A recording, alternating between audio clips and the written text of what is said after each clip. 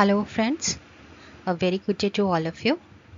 Today I am going to discuss the concept of money supply, and in detail I will explain the components of money supply. In the previous session I had covered the functions of money as well as the characteristics of money. So today I will explain what do you mean by money supply and what are its component. So, starting with the concept of money supply or monetary supply.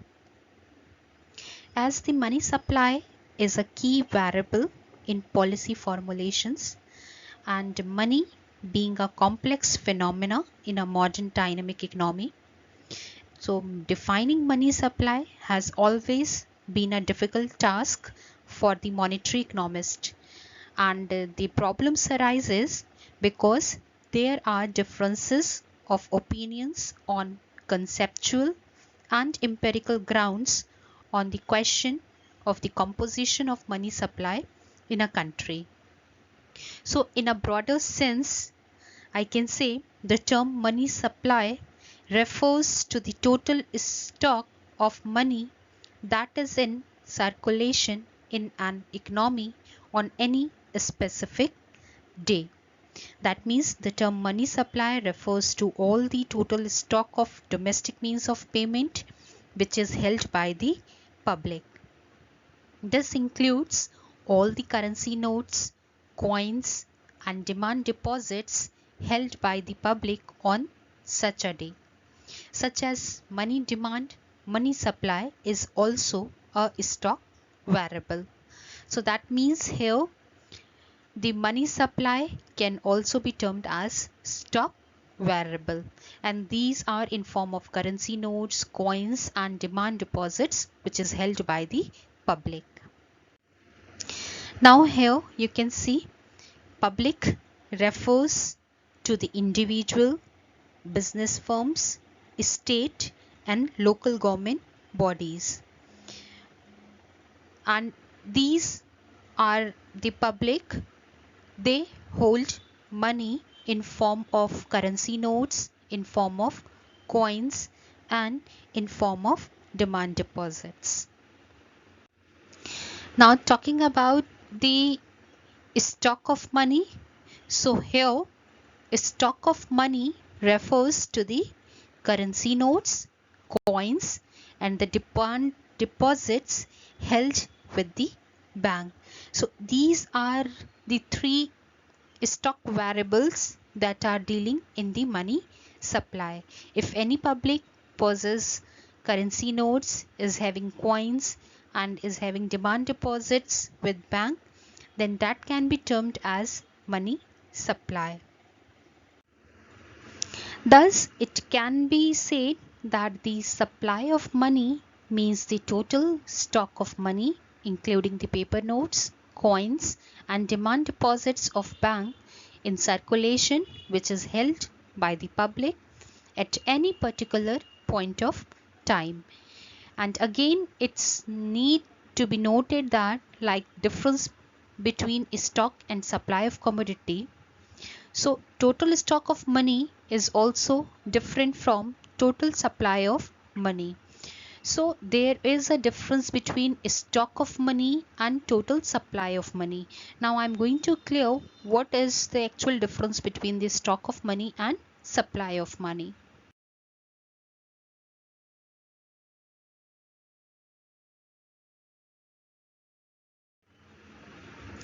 So you can see the supply of money is only that part of total stock of money which is held by the public at a particular point of time, or in other words, money held by its user, not the producer, in spendable form at a point of time is termed as money supply.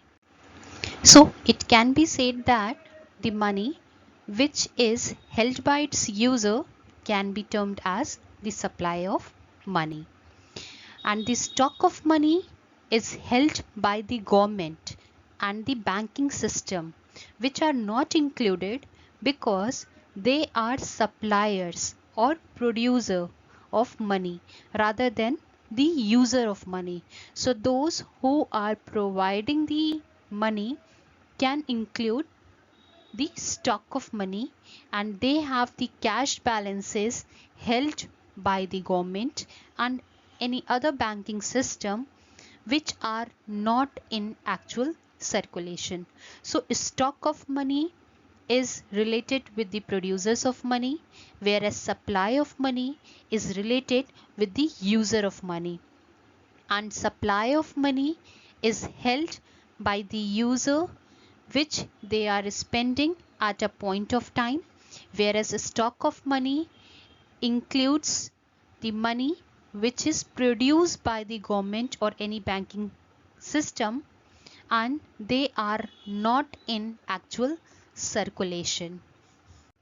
Thus, it must be noted that the stock of money kept with the money creating agencies, that is state treasury, commercial banks, central bank, etc., is not taken into account in money supply. And this money is not in actual circulation in the economy and hence does not form a part of monetary supply. So the money which is produced by the government or any other banking system are not a part of money supply, rather they can be termed as stock of money, whereas the money which is held by the public either in form of currency notes, either in form of demand deposits, they can be termed as money supply. Now, there are essentially three main sources of money supply in our economy, and they are the producers of money and are responsible for its distribution in the economy. And these are: first is the government, who produces all the coins and the 1 rupee notes. Second source is through the Reserve Bank of India, that is RBI, which issues all the paper currency. And third source of producing money is through commercial bank, as they create the credit as per the demand deposits. So these are the three sources through which the money gets generated and it is supplied in our economy. And these are the three producers who are producing the coins, who are producing the paper currency, as well as they are producing the demand deposits. Now talking about the components of money supply. There are different views held by monetary analysts regarding the composition of money supply, and these views may be broadly classified into two categories. First is the traditional or narrow sense, and second one is the modern or expanded or wider sense. So I am going to discuss the components of money supply under both the sense, under traditional sense as well as under the modern sense. Now the first approach is the traditional approach, and according to traditional approach, the money supply is composed of currency money and legal tenders, which includes coins and currency notes. It also composed of bank money, which includes checkable demand deposits with banks. So the main components of money supply under traditional approach are the coins, currency notes, and demand deposits. So these are the three main components as per traditional approach, which represents the money supply in an economy. Now talking about the modern approach, as the modern approach is explained as a wider concept and it includes both the money as well as the near money, means the money which we had studied just now in the traditional approach. So it includes all the components of traditional approach as well as it also includes the components of near money. So I will explain in detail what are the components.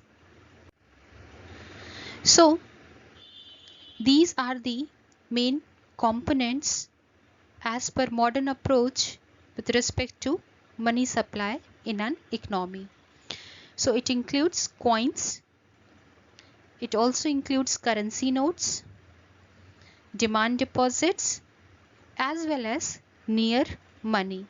So these are the four main components of money supply as per modern approach. Coins, currency notes and demand deposits are already in traditional approach, but near money included here in the modern approach. So now I'm going to explain what is near money.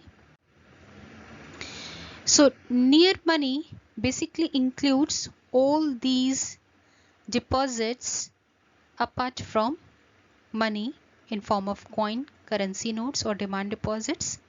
So near money includes the time deposits with bank.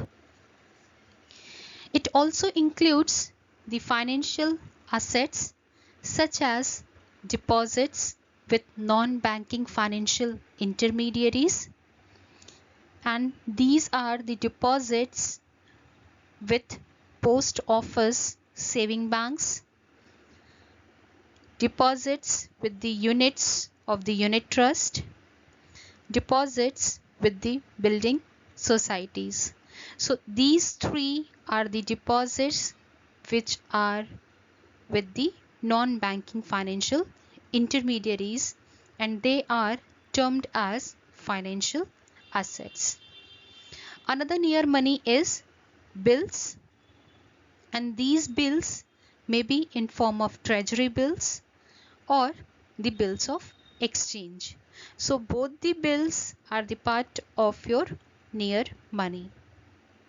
The next component which is added here in near money is the government securities, and these securities includes the bonds, national savings certificates.